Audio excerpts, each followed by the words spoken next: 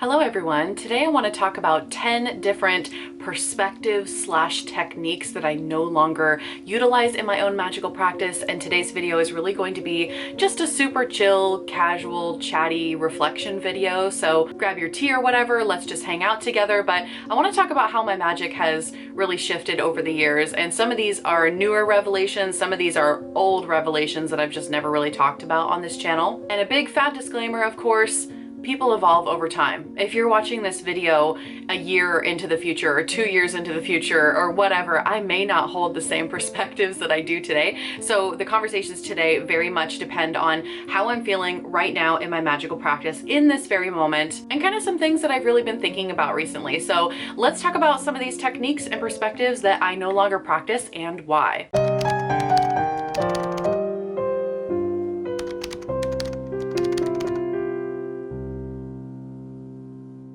Technically, there are more than 10 in this video, but the reason why I'm saying 10 on the title is because I roughly have 10 categories, but then there's a lot of like little stuff in between the categories, and then also some categories kind of flow into other categories. So I'm not going to have timestamps on this video because the conversation is really just kind of going to flow from one thing to another, and everything sort of affects other things. So this is just going to be one giant conversation. I'm going to loosely say 10 categories, but probably going to be more than that. The first technique that I no longer utilize is the set it and forget it approach when it comes to sigil making. So a lot of people are familiar with the chaos magic interpretation of sigilization that derives from Austin Osman Spare, and the idea is to, when you're working with sigils, to implant this image into your subconscious mind by entering an altered state of consciousness or a state of gnosis, a gnostic state. And then once you've charged and activated that sigil with your intention and you've implanted it into your subconscious mind, there is a process afterwards that many of us come to know as the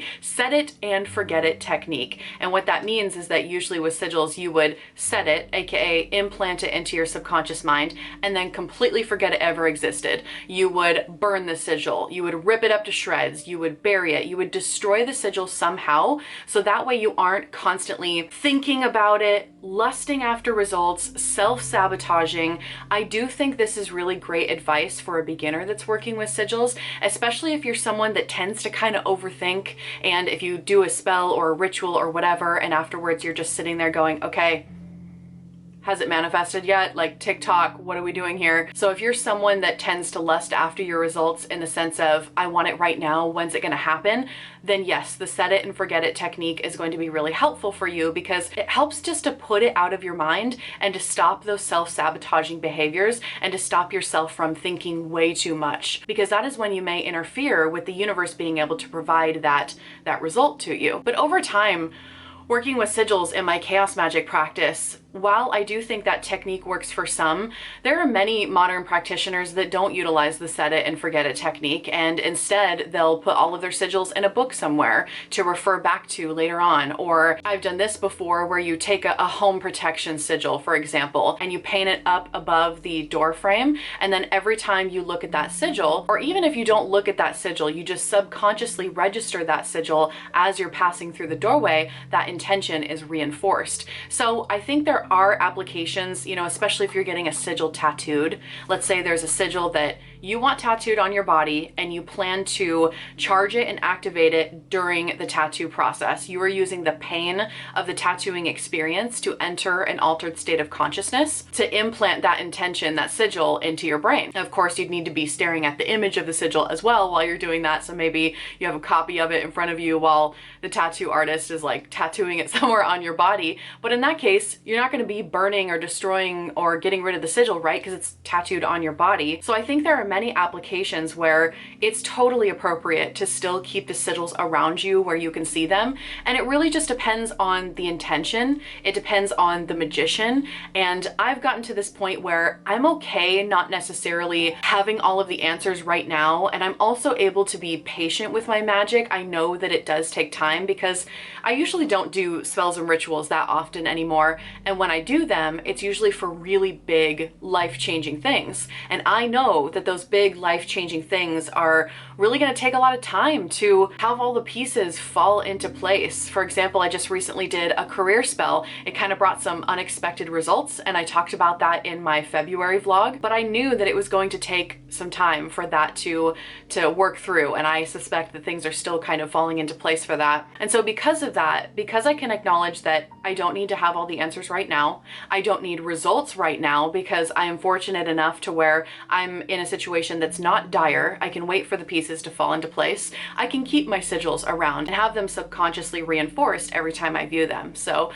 that is the first technique that I don't necessarily utilize any longer, not because I don't think it isn't effective for other people. It just doesn't really matter so much from my practice anymore. The second technique slash perspective that I want to bring up is relying too much on external tools. I think in the beginning, and this is a revelation I had a long time ago, this isn't necessarily something brand new, but I think in the beginning of someone's practice, we feel like we have to have all of these things. We feel like we have to have an athame, a wand, a broom, whatever. It doesn't matter, but some sort of tools as part of one's occult and or witchcraft practice. And I acknowledge that I am currently in a ritual room that is filled with knickknacks and things. And of course, when I walk into this room, it feels really good. I feel like it helps aid me into an altered state, but I don't necessarily need all of these things. And actually, I'm in the process of completely purging everything. I'm donating things, I'm selling things, I'm hoping by next month, a lot of the stuff you see behind me is completely gone. I have way too many books. I do not have enough bookshelves for all my books anymore. It's actually funny. There are some people that have made comments about the books on my floor. Some people really love it for some reason, and then some people are really offended by it, and they're like, put your books in your bookshelf. Well, if you can't tell, the bookshelf is full, so I don't have anywhere to put them.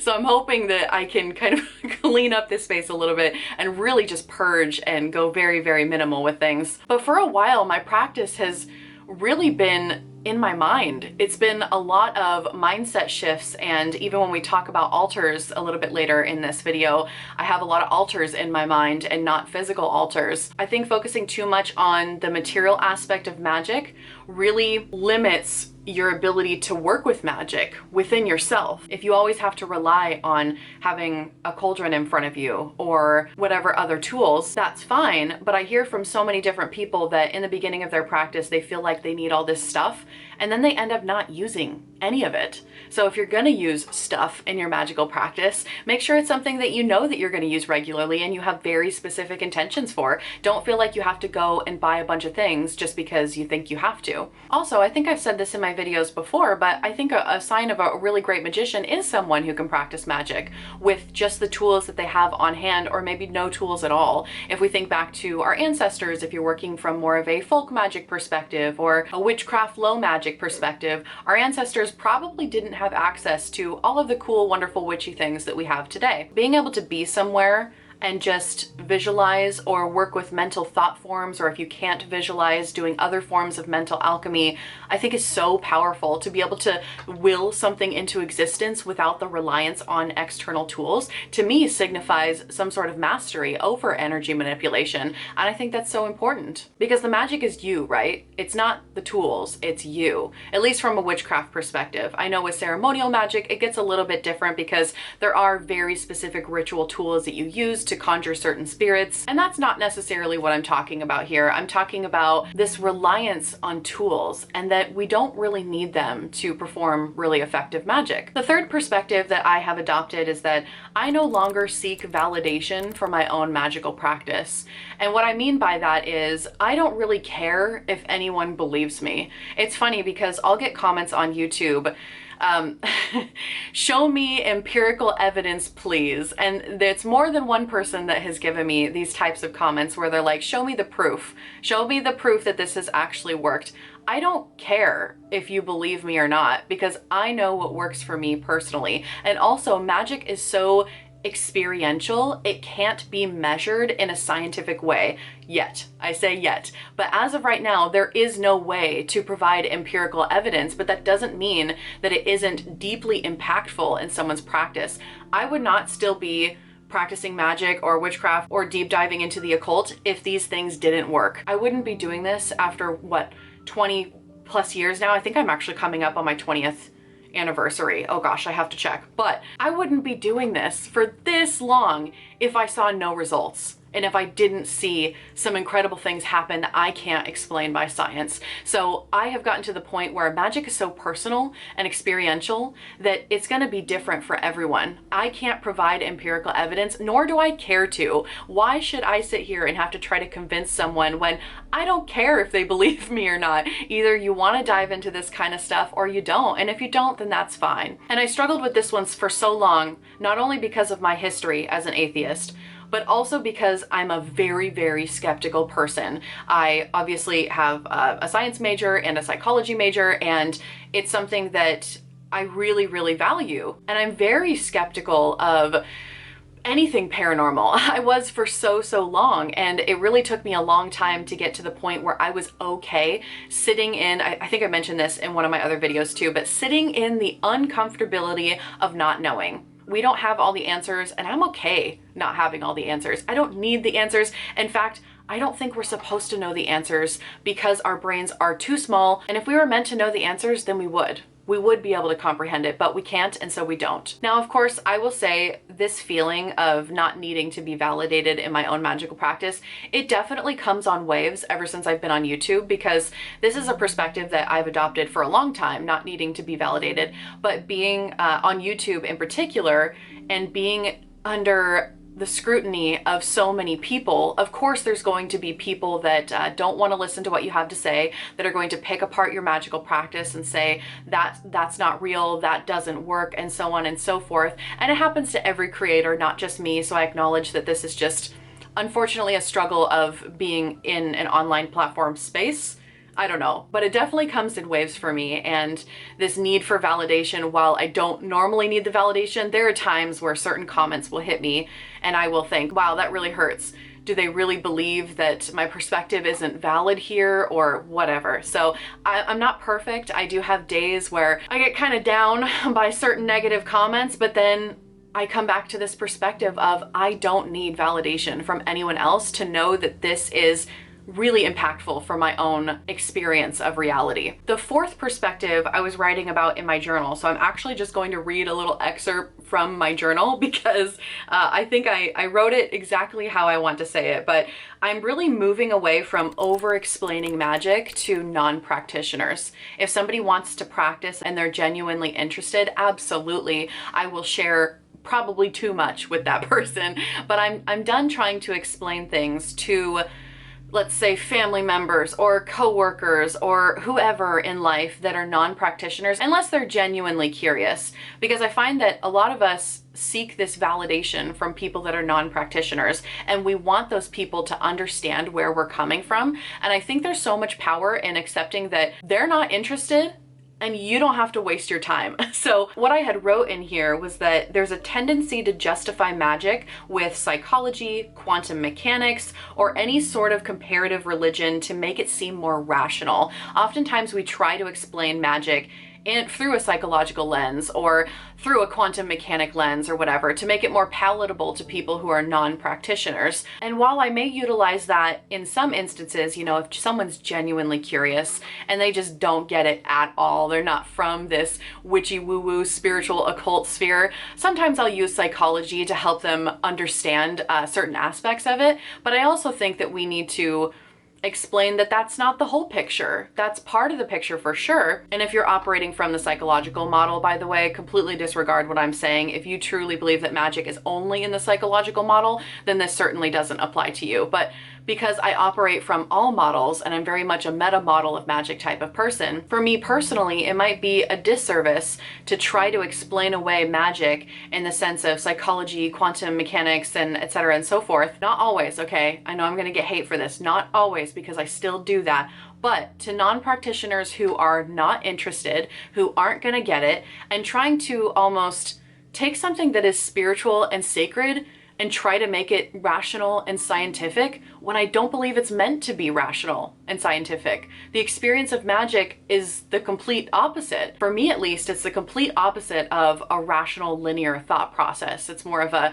abstract intuitive process. And again, I'm talking about more from the witchcraft perspective, not necessarily ceremonial magic practices. So I had wrote in my journal that I've accepted that magic is experiential, and explaining it to non-practitioners can lead to pointless debates, and magic doesn't need to fit within this materialist framework in order to be valid. This goes back to some of the comments I get where they say, show me the empirical evidence, please. I'm not going to. I don't care if you believe me or not. This kind of leads into perspective number 5. All three of these, number 3, 4, and 5, really kind of flow together into one big conversation, but this perspective is a little bit newer for me. And for those that don't know, I have been double majoring in molecular biosciences and psychology, and really my lifelong goal or desire has to really been to marry science with spirituality and psychology with magic and spirituality and such. And I'm finally getting to a place where I don't know if I want to do that anymore. I think I'm still going to use my degree for the betterment of occult and witchcraft spaces, but I don't necessarily think my original goal of trying to marry science with it is something I want to do anymore. And here's why. I want to read from my journal again, because there have been a lot of thoughts swirling around this. And again, if you're watching this in the future, my perspective on this could change tomorrow, next week, in a year. I don't know. This is how I'm feeling in this current moment, but I'm no longer trying to fit magic into a scientific framework. That's a really huge deal to me. That's a really huge deal. I think there's this pressure to make magic sound really scientific, and what I'm referring to is using psychology, quantum physics, energy fields, so on and so forth. And I've sort of realized that magic doesn't need to be explained through science in order to be valid, and it really does exist in its own paradigm. I think part of magic is the mystery. And when we take away the mystery, some of the magic is lost. Now, I know that some things that we used to consider magic is now just psychology, or is now just like quantum physics if you get deep down that rabbit hole. I understand that we have evolved so much from centuries ago to where things that were considered witchcraft and magic back then was really, oh no, that was literally just psychology. And we can explain some of those things now. And I do think in the future, we will be able to continue to explain more things about the magical community through scientific perspectives. And I'm not devaluing that. I think that's a fantastic thing. But I do think that part of the magic of magic is the mystery, is the shrouded in secrecy, is this feeling when you go and you sit down to do a ritual or a spell or a working. You're not 100% sure how it's going to work out, but just lighting your incense, letting the incense billow up, lighting some candles and scribing something onto a candle, maybe conjuring a spirit, the whole thing feels magical.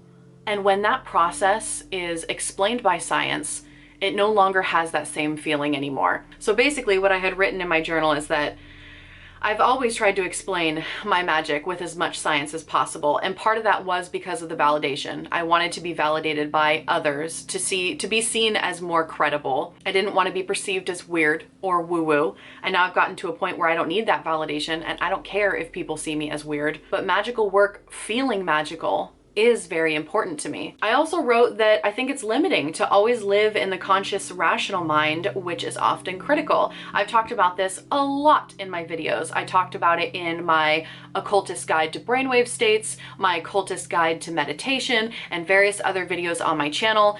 We have a tendency in this community, we're so scientific now. This is the age of science. And our conscious rational mind is responsible for making sense of the entire world around us. There are filters that are applied to our brains, and we'll only see things that match or pass a reality threshold, and we may potentially be filtering out so much other stuff that doesn't match our rational conscious mind. And so oftentimes in ritual, what we want to do is we want to meditate. We want to alter our state of consciousness. We want to go into an alpha brainwave state or a theta brainwave state in order to shut the conscious rational mind off just a little bit.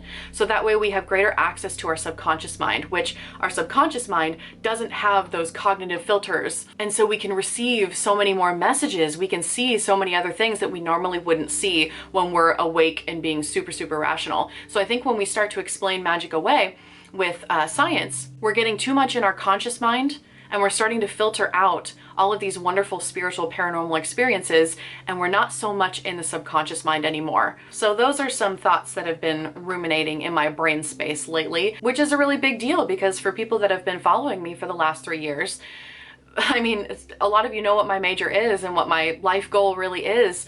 And to have this shift where I don't really know if I want to explain magic with science anymore, it's an interesting journey I'm on right now. I'm not saying I'm totally against it, but I am having conflicting thoughts as of late. This does bring me into number 6, feeling like there is a right way to meditate. This is a perspective that I no longer embody. I went through a really strict meditation training, I guess if I could call it that, in my Buddhist days. And I think for me, years ago, I used to view meditation in a very specific way. You sit cross-legged, spine straight, and you become an observer of your mind, of your thoughts, and you allow them to float on by. And that for me was meditation, entering this altered state of consciousness to achieve a state of no mind or nothingness. That has shifted over the years. And I think my frustration initially was meditation itself is something that originated in the East and then it was adopted in the West. And when it was adopted in the West, a lot of the cultural context was completely lost from meditation, a lot of the spiritual aspects.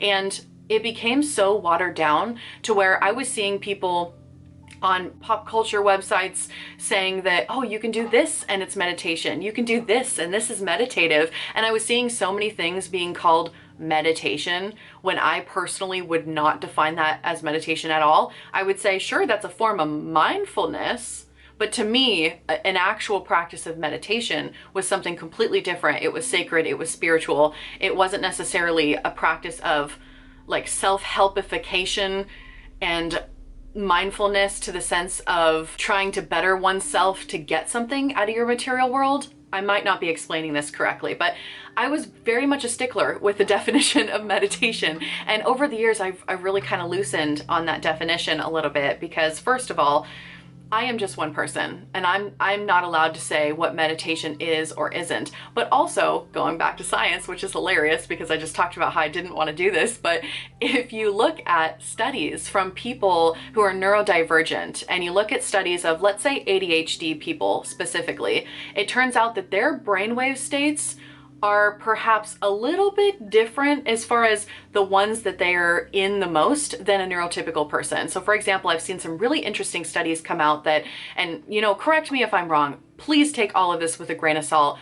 It was just a couple studies that I read, a couple peer-reviewed articles. I'm sure there's more studies that need to be done on this, but ADHD people seem to exist in theta brainwaves a lot more in their day-to-day life than neurotypical people do. Neurotypical people typically exist in beta when they're awake, when they're alert. And so oftentimes neurotypical people will meditate to get themselves to alpha or theta to alter their state of consciousness and to transcend the veil of the ordinary and sort of do their magical work. But ADHD people seem to already be there. They seem to already be in theta brainwave states, which don't make sense because theta is usually present in when we're dreaming, when we're sleeping at night, or in a deep, deep meditative trance. So it's curious that those theta brainwave states are showing up when these people are not in deep meditative trances and sleeping and so on and so forth. So I thought it was really interesting, and reading studies like that has really opened my mind to, well, what do I consider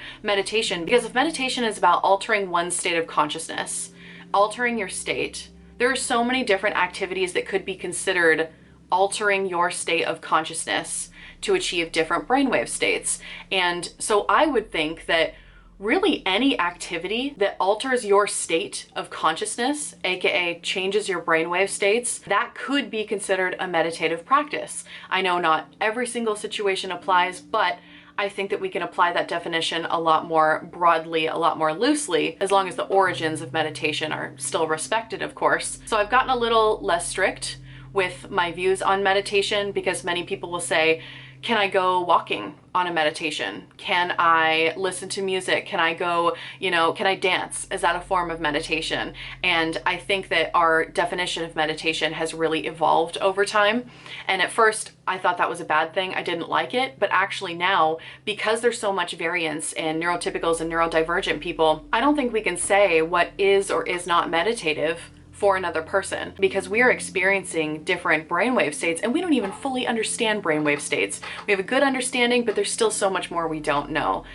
So yeah, I've kind of moved away from the perspective of meditation being only this one thing. And in my video, An Occultist Guide to Meditation, I gave tons of options for neurodivergent people. I did a whole section for people with ADHD and for people with ASD and for people with aphantasia who cannot visualize, because that's a whole nother rabbit hole. And this is not a new revelation. This is something that I've really believed for a handful of years now. But in the beginning of my meditation training, so to speak, that was a little bit more strict from a Buddhist perspective, I was very resistant to say, oh yeah, that's meditation. And that's so stingy of me. That's perhaps very stingy of me. So I'm a lot more loose and flexible, and I think everyone should meditate however they can, in whatever form they can, and there's so many different ways that you can do it. Number 7 is keeping a strict altar up at all times. I no longer employ this technique / perspective.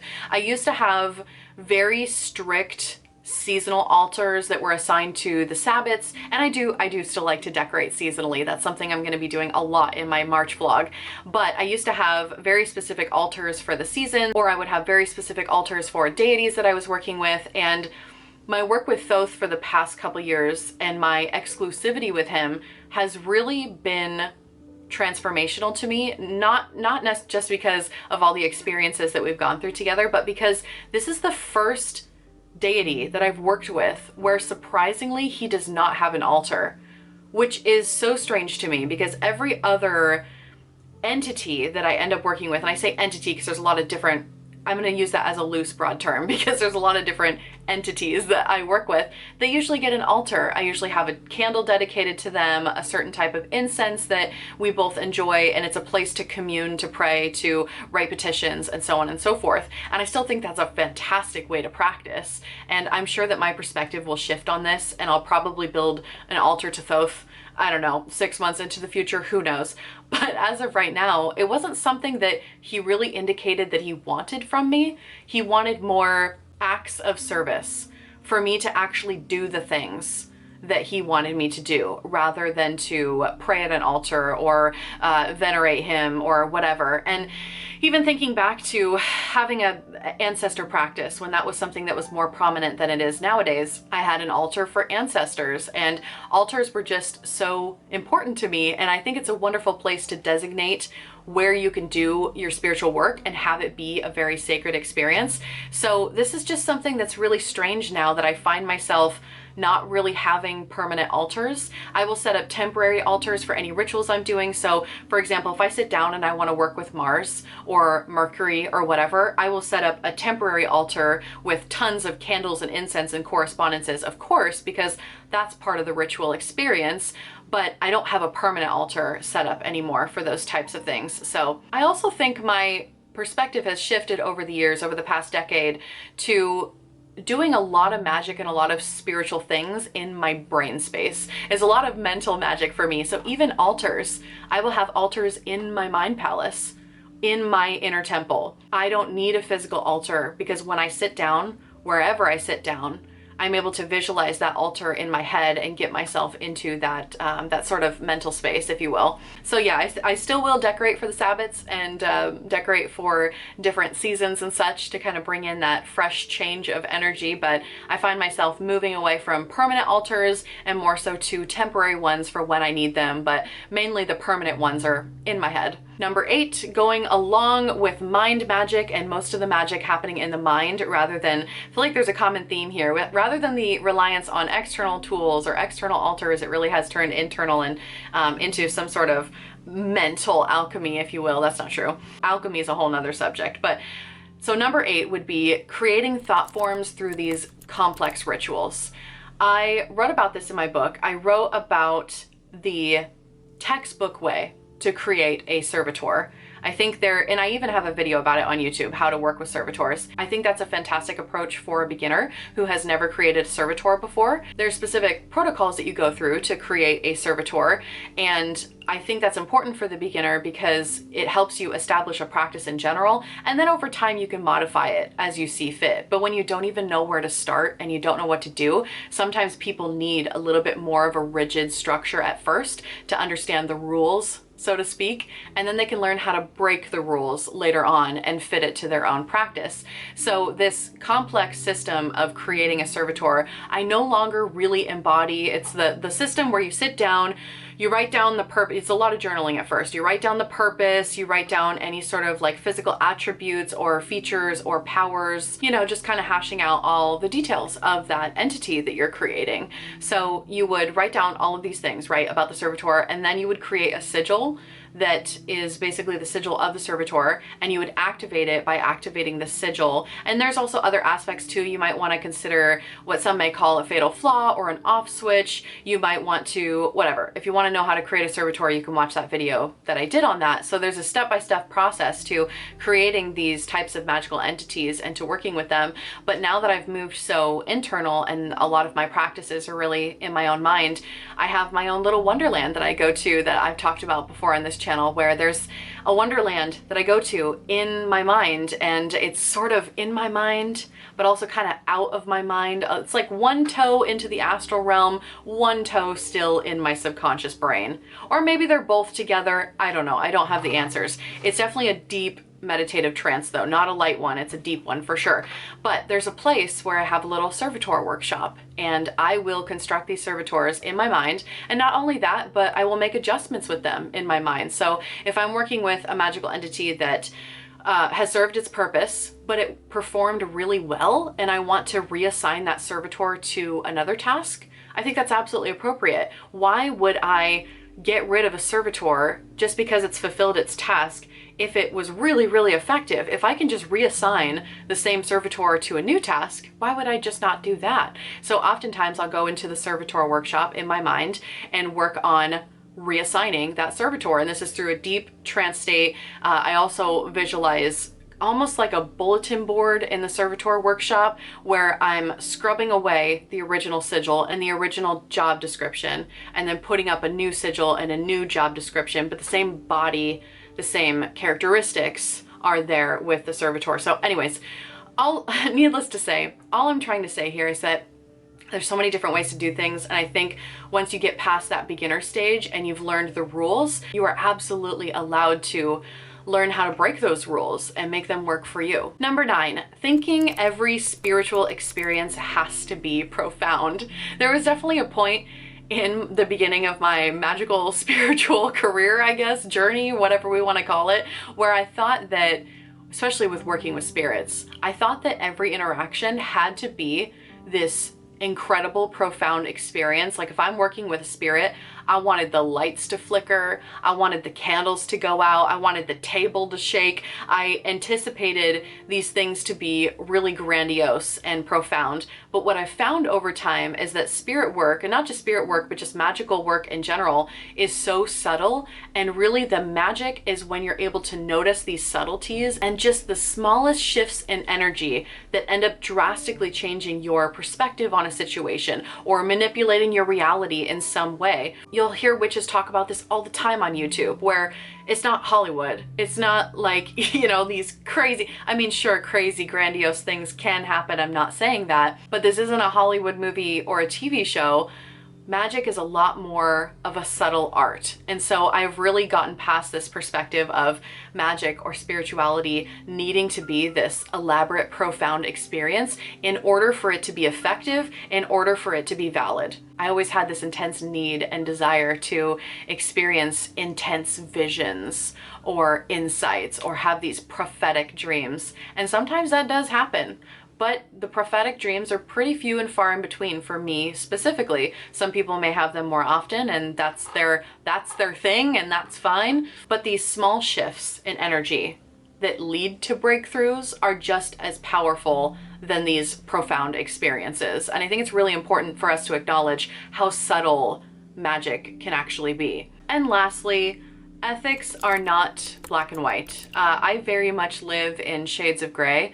I think it's important to always look at all perspectives of the conversation before making your own decisions on it. So of course, if your ethics don't align with mine, that is perfectly fine. But I think in the beginning of my magical practice, and this is a revelation again that I had a long time ago, but in the beginning, for me, there was a very distinct line of what was considered good and what was considered bad. Even thinking about love spells, for example, I was like, oh my gosh, love spells are really bad, which is funny because I actually attempted to do a love spell when I was like 13. But in my mind, in the beginning of my magical career, love spells are bad. Manipulating someone else into loving you is a terrible idea. And while I don't think that is the most effective way to go about attracting a lover at all, what kind of love spells are we talking about? Because self-love spells are very potent and powerful. So for people to say that all love spells are bad, I think that's a much more nuanced conversation, and it's often oversimplified. And even in shades of gray when it comes to baneful magic, I used to think that all baneful magic was bad. Well, is it? Because if you're protecting yourself from something, does it make it bad, or is that self-defense? So I think it can definitely be a case-by-case basis. I live in shades of gray. I don't believe in really the terms white magic or black magic. If that's something that you subscribe to, then obviously we can totally respect each other's difference of opinion there. But magic for me is not white or black. The magician makes the magic. Magic just is. Just as nature is neutral. Nature is not good nor bad. The lion eats the antelope, but does that make the lion bad because it needs to eat? And it needs to eat the antelope? The antelope eats what do antelopes eat actually? Grass? I don't even know what antelopes eat, but they eat something else. And does that make the antelope bad for needing to sustain themselves? So nature is neutral. There is no good and bad. It just is. It's people that either ascribe meanings to whether something's good or bad. So looking at every perspective of the situation, you're able to make an ethical decision for yourself. But my ethics have really become a lot more gray the older I get, because I can see multiple perspectives on any one particular issue. And some people may choose to believe in things like the threefold law, and that's totally fine if that's something you believe. It's not something I personally ascribe to. But again, going back to this idea of sitting in the uncomfortability of not knowing and being okay with that, I'm okay not having all of the answers, and I'm able to look at the situation from multiple different perspectives and try to make the best decision I can in the moment, but I could also be wrong. I'm just a human, and my perception of reality is subjective, so I could absolutely make a wrong decision. But trying to make those decisions on a case-by-case basis, rather than just blatantly saying, this is all bad or this is all good, to me is a little bit more responsible, and it allows for that addition of nuance. So ethical areas have sort of become a magical playground for me. I can heal and I can curse, and it just depends on the situation itself. I think it is so important to be a very well-rounded practitioner. I think it's so important to be able to heal yourself and heal others and put good out into the world, but also be able to defend yourself, assert boundaries, apply justice when necessary.